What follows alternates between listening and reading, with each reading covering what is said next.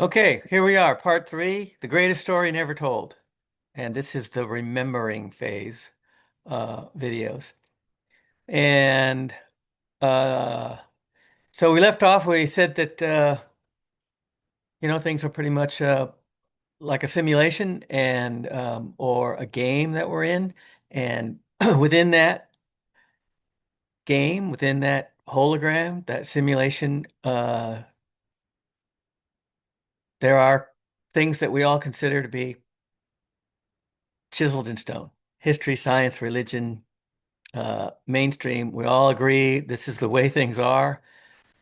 That's the way it is, and that may change soon. So we have this collective consciousness. We're all looking at these mainstream screens. In the old days, we had myths and legends and allegories and stories that we told each other, and now we just tell them on these screens. And the screens are very powerful. If you read up on the Gateway Project, it has direct access to your subconscious. Whatever you see, most of us, whatever you see, you believe because it goes right in to easily into that right hemisphere. And on Nancy's NDE, when she was with her guide, she was shown screens several times, things of her past life. This is very common with NDEers that they watch a screen, a movie, a 3D creation of something that went on in their life. Very powerful. Sort of the way that the universe communicates through pictures. So with us today, we have this mainstream and it covers everything, music and magazines and drama, and we're all looking to the same thing.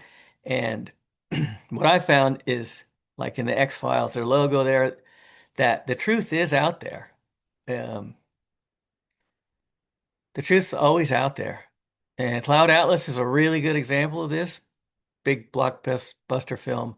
And it shows the characters in this movie coming into many lives, coming in as a male, a female, rich, poor, and they're carrying these emotional traumas. That's what they carry with their lives. The universe is about emotions. And when our emotions are at the high end, when we develop a compassionate heart and we have kindness and humility and patience towards others, then we start to wake up. We start to go home. I'm sorry? What was that again? I'm a god. Your God. I'm a god, not the god. I don't think. Because you survived the car wreck? You folks ready to order? I didn't just survive a wreck. I wasn't just blown up yesterday. I have been stabbed, shot, poisoned, frozen, hung, electrocuted, and burned. Oh, really? Every morning I wake up without a scratch on me, not a dent in the fender. I am an immortal. Special today is blueberry waffles. I'm sorry? What was that again? So that's a really good movie. It's telling us who we are, and every day he wakes up in that small town. Every day is a new life, and he can do whatever he wants. And for thousands of lives, he's selfish and aggressive and self-centered and cruel. And then he gets tired of it, and then he starts doing all these suicide things, and then something breaks, and he realizes who he is. That was a scene where he's realizing who he really is, and he starts being kind with his day. He helps people. He catches a little boy falling out of a tree, and he helps a homeless guy, and he spends his days doing good things, being kind, being joyful, being helpful. And that is the essence of all religions. A lot of them fight amongst each others, but the essence is kindness. And that's what they're all built upon, to do unto others as you'd have others do unto you. It's very simple, very simple. Just stay at the top of that cone in the purple with the peace and joy and things go well. And Alan Chapman, the Shaman Oaks, he rewrote this book, the Spirits book from the 1700s. He modernized it um, by Alan Carniac, something like that. I think that Alan updated Alan's own book. Um, this is his lot in life, or his goal in life is to help others. And he said everything comes down to throughout the Spirits book. You should really look at his series on that and his book.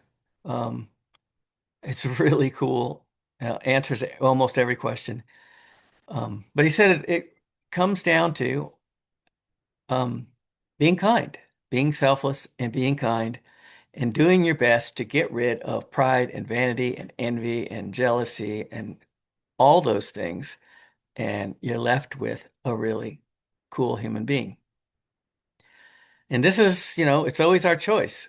And this is the whole thing with Pluribus, this really successful series. You could be the Carol or the Karen or whoever she is, selfish, aggressive, competitive, fighting everybody all the way, or you can meld into the background and become one of many and be cooperative and helpful. And it's really cool. We come from, we're pretending to be a single and a separate here temporarily on Earth, but we are many and we are all united. That's what the pluribus means. It means of many. And then you see there in the logo and the title, there's a one in the middle. So of the many, one. We are one. This is what this all means. And Bentoff has a really good description of this with atom to cosmos. He said at the bottom there, we seem to be singles and separates, but as you move up in energy, you move into the soul and the higher self and beyond. We just start overlapping more and more to where we are one. Edgar Casey said this. He described it with the mind, which is very appropriate. All is mind. Um, the universe is mind. Thoughts are things. So here, as a single separate, we're pretending, to be these little avatars. We have the conscious mind, and then there's the soul, the subconscious mind, and the superconscious mind. You look at it starts sounding like Freud, id, ego, superego, and Jung. With is everything is consciousness. Everything is an expanding um, thoughts about ourself. It's pretty cool. And she's one of my favorites. I think she's going to be extremely helpful in the near future. I think there's going to be confusing. But Suzanne Geisman, the way she describes it, she inverts it, and that's appropriate because she's a naval commander, retired. But she says we come from a place of deep peace and serenity, and where nothing ever happens, deep in the ocean, and we bubble up to the surface, behave like a single, and we toss and turn on the waves, and we have these adventures.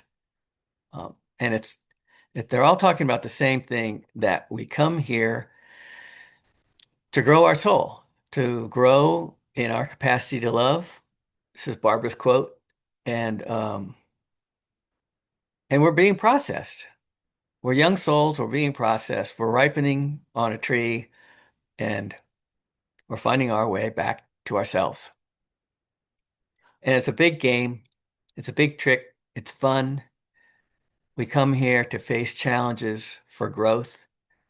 If you watch this movie, The Game, it's a really cool movie, uh, but it's telling you exactly that. He finds his soul, a rich guy, rich, arrogant, mean-spirited guy. He finds his soul through all these challenges that his brother sets up for him. And again, it's a wonderful, the messages are everywhere about what's really important in this world. So it's a big game. We're on this grand stage.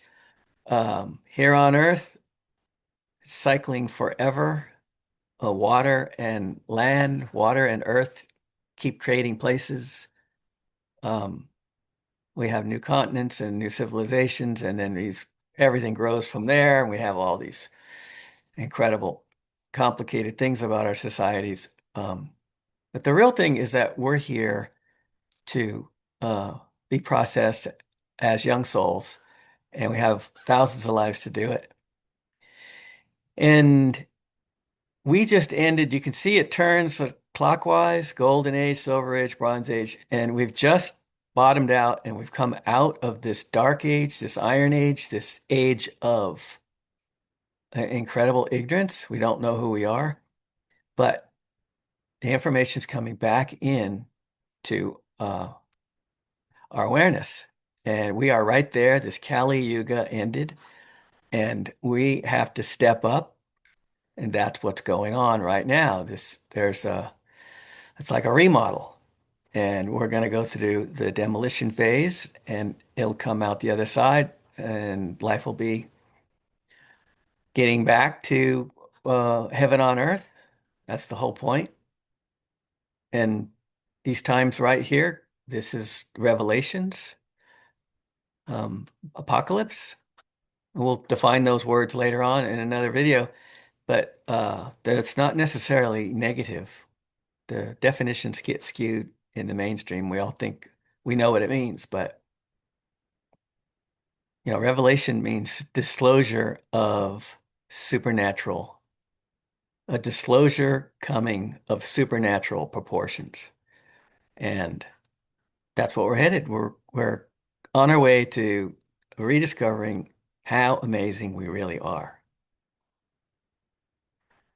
In those times, the ending of the Kali Yuga, it seems like, you know, we all think it's like the world is backwards, it's upside down, it's inside out.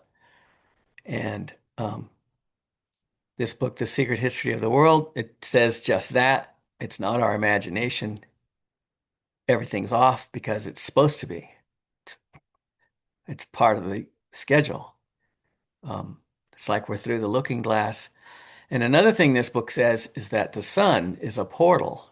It's a doorway back to the dimension that we come from, a place of warmth and light and love.